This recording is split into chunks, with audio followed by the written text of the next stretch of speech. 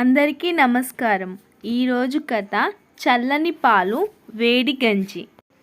ఇక కథలోనికి వెళితే, ఒకనాడు రాయలవారికి మిత్రులైన ఒక రాజు కొన్ని పిల్లులను పంపాడు. రాయలు ఆ పిల్లులను ఎవరన్నా పెంచితే వాటి పోషణ భారం కోశాగారం నుండి తీసుకోవచ్చని చెప్పారు. కొంతమంది రాజా ఉద్యోగులు ముందుకు వచ్చి తలా ఒక పిల్లిని తీసుకున్నారు. రాజా ఉద్యోగులతో పాటుగా రామలింగడు కూడా ఒక పిల్లిని పట్టుకుపోయాడు. పిల్లి పోషణకు సంబంధించి రాయలు ఇస్తానన్న మొత్తాన్ని ప్రతి మాసం అందరికంటే ముందుగా వచ్చి పట్టుకుపోసాగాడు రామలింగడు. ఒకనాడు ఏదో పని మీద నందితిమ్మన రామలింగడి ఇంటికి వెళ్ళాడు. ఆ సమయంలో రామలింగడు పిల్లికి పాలు బదులు చల్లారిపోయిన గంజినీళ్లు పోయటం ఆయన స్వయంగా చూశాడు.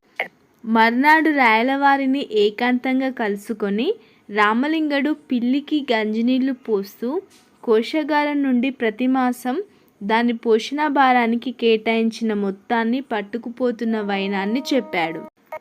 రాయలవారు ముందు విస్తుపోయి, పిల్లి గంజి తాగడమా అని అడిగాడు. అవును ప్రభు, నా కళ్ళతో స్వయంగా చూశాను. కావాలంటే రామలింగడిని పిలిపించి విచారించండి.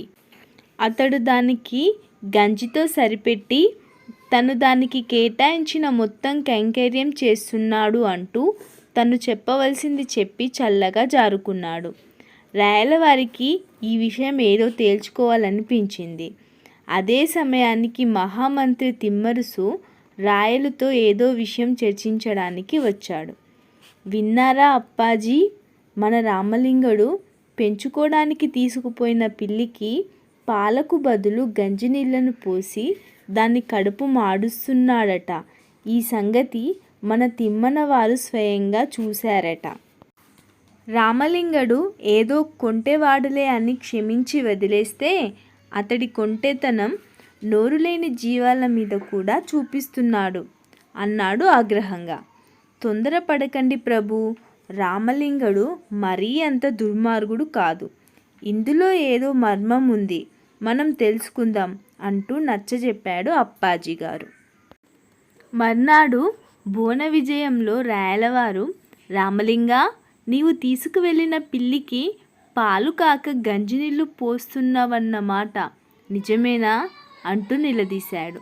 రామలింగడు కొంచెం కూడా తడబడకుండా నిజమే ప్రభు అంటూ చెప్పాడు. ఎందుకని?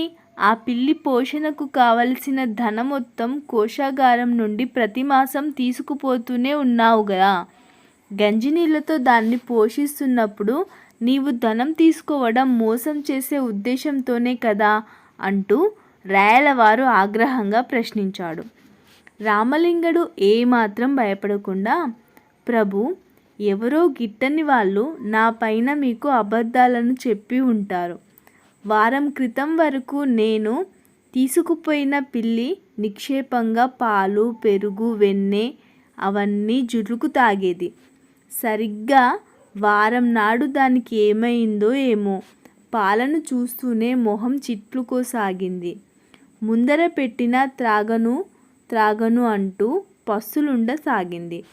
అది అలా పస్తులుండడం చూడలేక దాని ముందర ఒకనాడు గంజినీరు పెట్టాను అని చెప్పాడు. ఆ నీళ్లు దానికి అమృతంలా తోచాయో ఏమో, లొట్టలేసుకుంటూ త్రాగింది. మరునాడు మళ్ళీ పాలను పెట్టినా త్రాగలేదు, గంజినీళ్ళే కావాలంది. ఇందులో నా తప్పేముంది ప్రభు?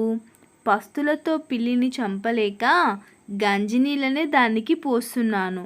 కావాలంటే వెంటనే పిల్లిని తెచ్చి తమ ముందు ఉంచుతాను, తమరు పరీక్షించుకోవచ్చు అంటూ చెప్పాడు. పిల్లి పాలు వద్దనుకుని గంజినీళ్ళు తాగటమా?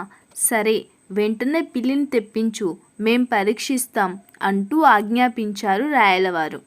వెంటనే రామలింగడు ఒక సేవకుడిని ఇంటికి పంపి పిల్లిని తెప్పించి రాయల ముందు పెట్టాడు.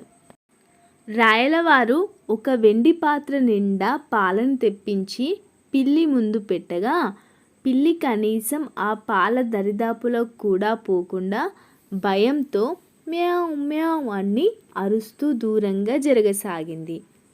ఆ దృశ్యం చూసిన వారందరికీ రామలింగడు చెప్పింది నిజమే అని నమ్మకం కుదిరింది. వెంటనే రాయలవారు మరొక పాత్ర నిండా గంజినీళ్లు తెప్పించి పెట్టగా ఆ పిల్లి గంజి నీళ్లను ఆవురావురుమంటూ కడుపు నిండా త్రాగింది.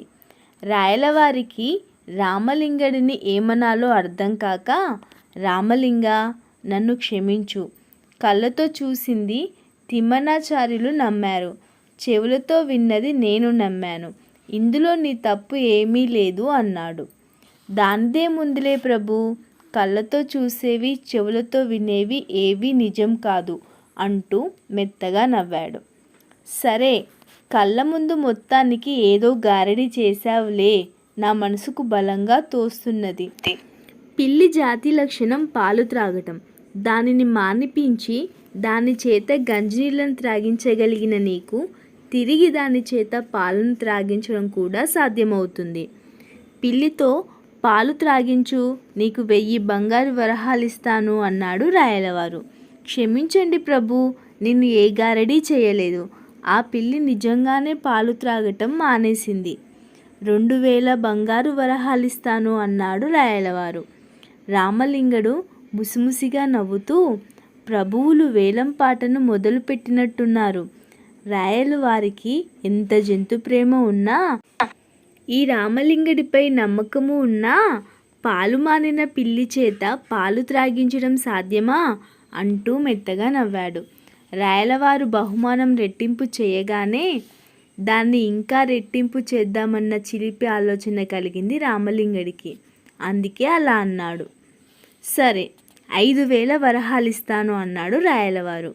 అలాగే ప్రభూ, 1 వారం గడువివ్వండి. పిల్లితో గంజినీళ్లను మాన్పించి పాలు త్రాగించే బాధ్యత నాది అంటూ రాయలవారికి హామీ ఇచ్చి పిల్లిని చంకన పెట్టుకొని ఇంటి దారి పట్టాడు.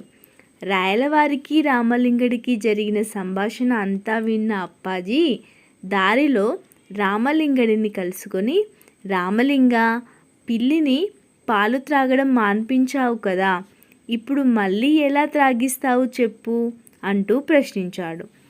చల్లని పాలు, వేడి గంజి అన్నాడు రామలింగడు. అప్పాజీకి అర్థం కాలేదు. అప్పుడు రామలింగడు పిల్లితో పాలు మాన్పించిన వైనాన్ని ఇలా చెప్పాడు.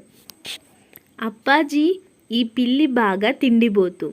ఎప్పుడూ దీనికి పాల మీద, పెరుగు, వెన్నెల మీదే ధ్యాస. అందుకే ప్రతిరోజు బాగా వేడి పాలను దీని ముందు పెట్టాను. దెబ్బకి ఇది పాలను చూసి మూతి కాలుతుందని పాలు మానేసింది. 4 రోజుల తర్వాత ఒక గిన్నెలో వేడి పాలు, మరో గిన్నెలో చల్లని గంజి పెట్టాను. ఇది పాలు మాని గంజి తాగడానికి అలవాటు పడింది. ఇప్పుడు దీనికి వేడి గంజి, చల్లని పాలు పెడితే సరి, గంజి మాని పాలు త్రాగుతుంది అని చెప్పగానే అప్పాజీ పెద్దగా నవ్వేస్తూ, మొత్తానికి పిల్లితో పాలు మాన్పించడంలో కూడా నీ కొంటెతనం చూపించావు అంటూ రామలింగడిని అభినందించకుండా ఉండలేకపోయాడు.